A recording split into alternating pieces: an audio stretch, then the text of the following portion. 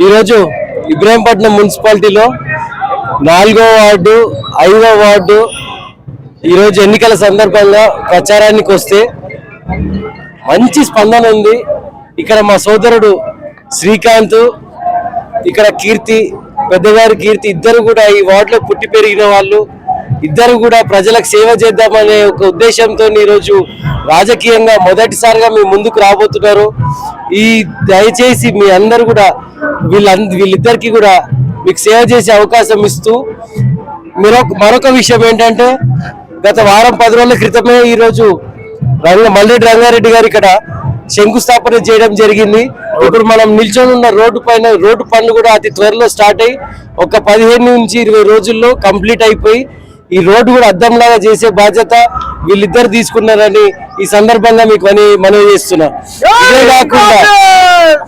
ఇదే కాకుండా ఈరోజు మనకు 225 కోట్లు ఈరోజు మన మున్సిపాలిటీకి నిధులు తీసుకొచ్చి అభివృద్ధి పదంలో ఈరోజు మనం ముందుకు పోతున్నాం. ఈరోజు 225 కోట్లతోని మల్లెడ్డి రంగారెడ్డి గారు ఈరోజు మున్సిపాలిటీకి నిధులు తీసుకొచ్చారు. ఈరోజు 100 పడకల హాస్పిటల్, లేడీస్ కి సపరేట్ మెటర్నిటీ వార్డు, మార్చిరీని కూడా అందులోనే అనుసంధానం చేస్తూ అదే హాస్పిటల్ ముందల విశాలమైన రోడ్లు ఈరోజు మీరు చూస్తున్నారు. ఆల్రెడీ రోడ్డు పని ఆల్రెడీ స్టార్ట్ అయిపోయింది. ఇది ఆ రోడ్డు అంతా ఈ వార్డుకే కనెక్టివిటీ ఉంటుంది. అంతేకాకుండా ఈరోజు పెద్ద చెరువు దగ్గర కూడా మీరు అంతా చూస్తే సుందరీకరణ చేయడంలో మల్లెడ్డి రంగారెడ్డి గారు ముందుండి పర్సనల్ గా వారం పోయి అక్కడ రివ్యూ చేయడం జరుగుతోంది.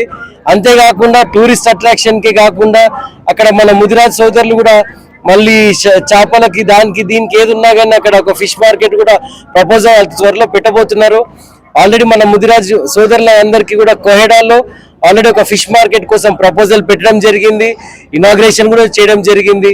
అంతేకాకుండా ఈరోజు ఇబ్రాహీంపట్నాన్ని అద్దంలా తీర్చిదిద్దడానికి 24 వార్డులలో కూడా మన కాంగ్రెస్ క్యాండిడేట్లని గెలిపించమని ఈరోజు ఈ సందర్భంగా మళ్ళీ వినియోగించుకుంటున్నాం.